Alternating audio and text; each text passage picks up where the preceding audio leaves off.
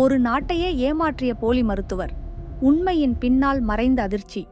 உலக வரலாற்றில் சில கதைகள் நமக்கு நம்பவே முடியாத உண்மைகளை காட்டும். இது அப்படிப்பட்ட ஒரு கதை. ஒரு போலி மருத்துவர் ஒரு முழு நாட்டையே ஏமாற்றிய அதிர்ச்சி சம்பவம். ஆரம்பத்தில் அவர் ஒரு சாதாரண மனிதர்தான்.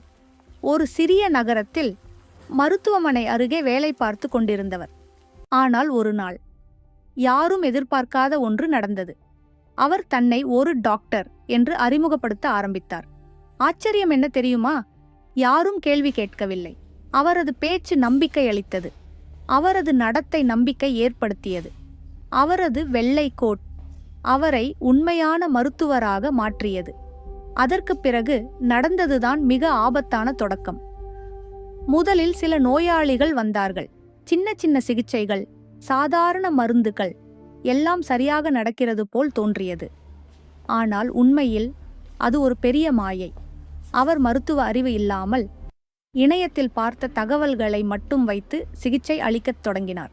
ஆனால் யாருக்கும் சந்தேகம் வரவில்லை. ஏனென்றால் அவர் மிகவும் நம்பிக்கையுடன் பேசினார். இது சின்ன பிரச்சனைதான், நான் பார்த்துக்கொள்கிறேன், நீங்கள் கவலைப்படாதீர்கள். இந்த வார்த்தைகள் மக்களின் பயத்தை குறைத்தது. அதற்குப் பிறகு அவர் புகழ் அதிகரிக்க ஆரம்பித்தது. ஒரு சிறிய நகரத்தில் இருந்த அவர் மெல்ல மெல்ல பெரிய மருத்துவ மையங்களிலும் பேசப்படும் பெயராக மாறினார். யாரும் எதிர்பார்க்காத விதமாக அவர் பெரிய மருத்துவ முகாம்களில் கூட கலந்து கொண்டார். ஆனால் உண்மையான மருத்துவர்கள் அவரை பற்றி சந்தேகிக்கவே இல்லை. ஏனென்றால் அவர் அனைத்தையும் சரியாக நடிப்பது தெரிந்திருந்தார். ஆனால் ஒரு நாள் ஒரு சிறிய தவறு எல்லாவற்றையும் மாற்றியது. ஒரு நோயாளியின் அறிக்கை, ஒரு மருந்து டோஸ், ஒரு சின்ன மருத்துவ கேள்வி. அந்த ஒரு கேள்வி அவரை சிக்கலில் மாட்டியது. ஒரு நர்ஸ் கேட்டார், இந்த மருந்தின் செயல்முறை என்ன? அவர் நின்றார். ஒரு நொடி அமைதி.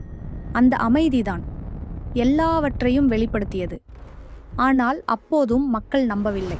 இவர் நல்ல மருத்துவர்தான், சில நேரம் எல்லாருக்கும் குழப்பம் வரும் என்று சொன்னார்கள். ஆனால் உண்மை இன்னும் ஆழத்தில் இருந்தது.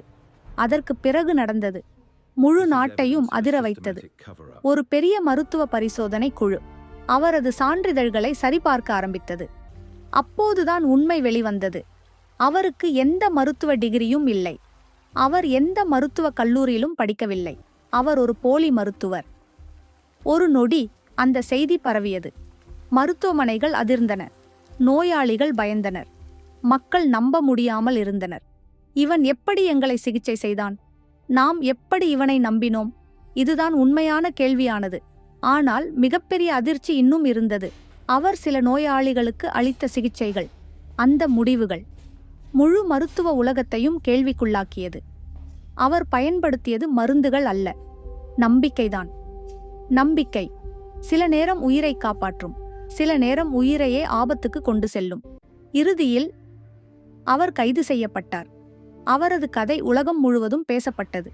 ஒரு மனிதன் மருத்துவ அறிவு இல்லாமலே நம்பிக்கையின் பெயரில் ஒரு நாட்டையே ஏமாற்ற முடிந்தது. இன்றும் அந்த சம்பவம் ஒரு கேள்வியை விடுகிறது. நாம் நம்பும் மனிதர்கள் உண்மையா, அல்லது நாமே நம்மை ஏமாற்றிக் கொள்கிறோமா? இந்த கதையில் உங்களை மிகவும் அதிர வைத்த உண்மை எது? உங்கள் கருத்தை கீழே கமெண்ட் செய்யுங்கள். மருத்துவம் போல நம்பிக்கையும் ஒரு ஆயுதமாக மாற முடியும் என்று நீங்கள் நினைக்கிறீர்களா?